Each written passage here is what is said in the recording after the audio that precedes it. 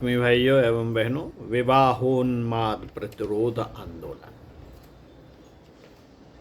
क्रांति की रूपरेखा पुस्तक, लेखक श्री राम शर्मा आचार्य आपको पढ़कर सुनाते हैं कि यह आंदोलन हम चलाने के लिए क्या करें और कैसे करें। आइए सुनते हैं।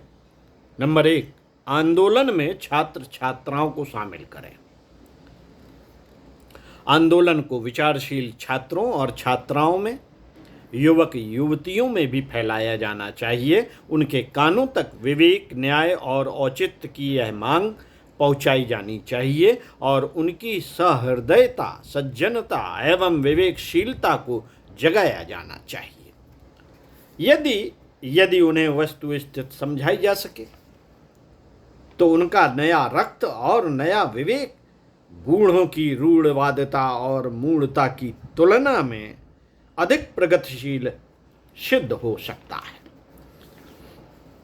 अब हमारा प्रचार तंत्र वयस्क छात्रों की ओर अग्रसर होना चाहिए। उनसे व्यक्तिगत संपर्क बनाना चाहिए, गोष्ठियां बुलाई जानी चाहिए और छात्र संघों के कार्यकर्ताओं से मिलकर इस समग्र क्रांति के संघर्षात्मक आंदोलन में विवाहोन्माद विरोधी अभियान में सहयोग देने के लिए अनुरोध करना चाहिए। यह एक बहुत बड़ा कार्य है। इसकी आवश्यकता, उपयोगिता एवं अनिवार्यता यदि समझाई जा सके तो कोई कारण नहीं कि हमारा जोशीला नवयुवक वर्ग, जो बात की बात में बड़ी बड़ी तोड़ फोड़ करने के लिए तुला बैठा रहता है, इस अन्याय मूलक अनैतिकता से जूझने के लिए कटिबद्ध ना हो जाए।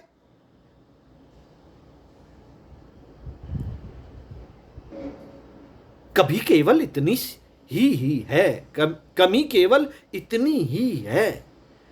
कमी केवल इतनी ही है कि इस वर्ग में अभी तक प्रवेश नहीं किया गया और इस अविवेकपूर्ण मूढ़ता के दुष्परिणामों को ठीक तरह समझाया नहीं गया। यदि ऐसा किया गया होता तो उस मूढ़ता की अब तक धज्जियां उड़ गई होती। अब समय आ गया है साथियों, अब समय आ गया है कि छात्र वर्ग में प्रवेश किया जाए और उन्हें वस्तुस्थिति समझाई जाए। तत्संबंधी साहित्य उन्हें पढ़ाया जाना तथा जो सहमत हो उनसे प्रतिज्ञा कराया जाना अपने आंदोलन का सबसे महत्वपूर्ण अंग होना चाहिए। मित्रों, अभी अध्यापक वर्ग यदि चाहे तो इस संबंध में इतनी महत्वपूर्ण भूमिका प्रस्तुत कर सकता है कि देखते देखते सामाजिक कायाकल्प उपस्थित हो सके।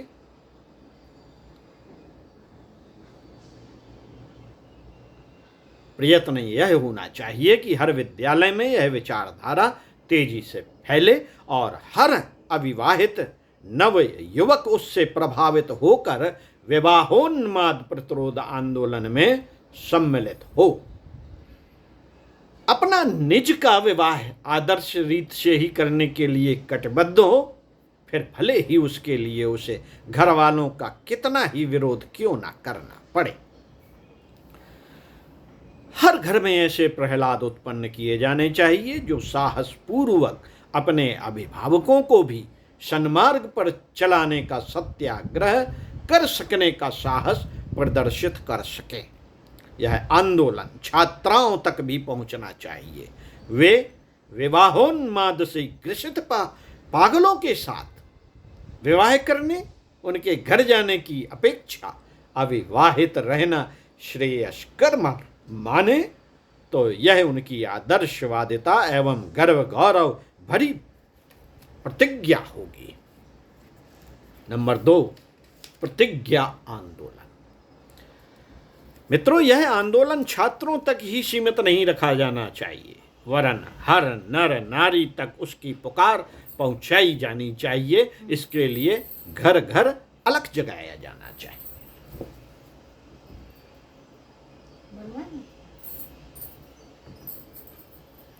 इसके लिए घर घर अलग जगाया जाना चाहिए।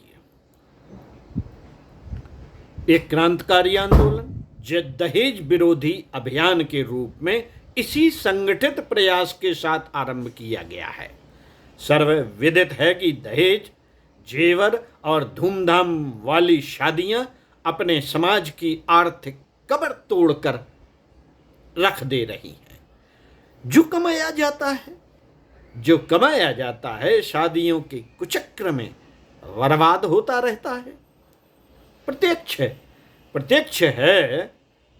है कि खर्चीली शादियां हमें दरिद्र और बेईमान बनाती हैं। सुयोग्य कन्याओं का बिना विवाह के रह जाना, उत्पीड़न सहना और आग में जलाए जाना जैसे अत्याचार, अनाचार इस विवाहोन्माद की ही देन है। संगठित प्रज्ञा मंडलों को मिलजुल कर दहेज विरोधी आंदोलन खड़ा करना चाहिए। इस हेतु एक प्रतिज्ञा आंदोलन चलाया जाना है। अभिभावक प्रतिज्ञा करें कि वे अपने पुत्रों का विवाह बिना दहेज जेवर के नितांत सादगी के साथ ही करेंगे। यही बात समझदार लड़की लड़कों पर लागू होनी चाहिए। उन्हें भी इस प्रकार की प्रतिज्ञा करने के लिए प्रोत्साहित किया जाना चाहिए। साथियों, इस प्रकार एक बड़ा परिवार जैसा बन जाए तो आदर्शवादिता को महत्व दे और इस कमर तोड़ दुष्टता का भरपूर विरोध करे। नंबर 3, खर्चीली शादियों का बहिष्कार। आत्मीय भाइयों एवं बहनों, विरोध का एक आसान तरीका यह है कि धूमधाम वाली शादियों में सम्मिलित होने का बहिष्कार किया जाए।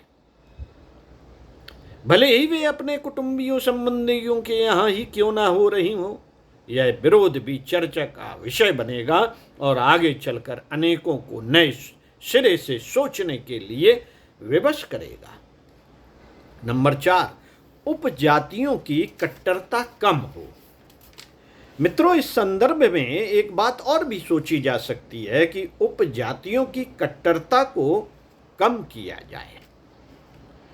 किया जाए और एक बड़ी जाति के अंतर्गत शादियां करने की छूट पंचायत स्तर पर घोषित की जाए। यह पहला कदम आगे चलकर अपना दायरा और भी विस्तृत करेगा। अभी तो उपजातियों का बंधन ही इतना बड़ा अवरोध बना हुआ है कि उस कारण योग्य लड़के लड़कियों का जोड़ा मिलना ही कठिन हो जाता है। उपजातियों की छोटी परिधि भी लड़कों की दहेज की बोली बढ़ाने का एक बहुत बड़ा कारण है। यदि यही दायरा बढ़कर बड़ी जात की सीमा में भी विस्तृत हो जाए तो भी लड़की लड़कों के शादी संबंध इतने कठिन न रहें जितने अब हैं। नंबर 5, स्वयंसेवी संस्थाओं का दायित्व। मित्रों, स्वयंसेवी संस्थाओं का दायित्व संस्थाएं अपने कार्यक्रमों का महत्वपूर्ण अंग यदि विवाहोन्माद के निराकरण को मान ले और अपनी गतिविधियों में इस प्रक्रिया को भी जोड़ ले और देश में बिखरे हुए अनेक धार्मिक सामाजिक संगठन थोड़ा थोड़ा भी प्रयत्न करें तो सब मिलाकर बहुत काम हो सकता है। नंबर 6, प्रगतिशील जातीय संगठनों का दायित्व। मित्रों, जातीय पंचायतें फैसले करें, प्रस्ताव पास करें कि उनके वर्ग में विवाहों की खर्चीली प्रथा बंद की जाएगी और अगणित मूढ़ताओं भरे रीत रिवाजों का बहिष्कार कर अति सादगी और मितव्ययितापूर्वक विवाह शादी किए जाएंगे। हर वर्ग अपनी संकीर्णता को घटाए और विशालता को बढ़ाए तो उसे उपजातियों को मिलाकर एक बड़ी जाति मात्र रहने देने की उपयोगिता हर दृष्टि से विवेकपूर्ण एवं हितकर दिखाई देगी। जातीय पंचायतें यदि यह सुधारात्मक कार्य हाथ में ले लें और पूरा करने में जुट पड़ें तो वे अपने अस्तित्व की उपयोगिता सिद्ध कर सकती हैं, अन्यथा संकीर्णता एवं विभेद की खाई चौड़ी करने वाली विडंबनाओं में ही उनकी गणना होती रहेगी। नंबर 7, प्रेस का दायित्व। साथियों, देश में अनेक पत्रिकाएं निकलती हैं और उसमें भी सभी सुधारवाद, विवेक एवं औचित्य का समर्थन करती हैं। अच्छा हो, अच्छा हो, अच्छा हो, सभी एक न्यूनतम संयुक्त कार्यक्रम बनाकर उसमें विवाहोन्माद के प्रतिरोध एवं आदर्श विवाहों की परिपाटी चलाने को प्राथमिकता देने लगे।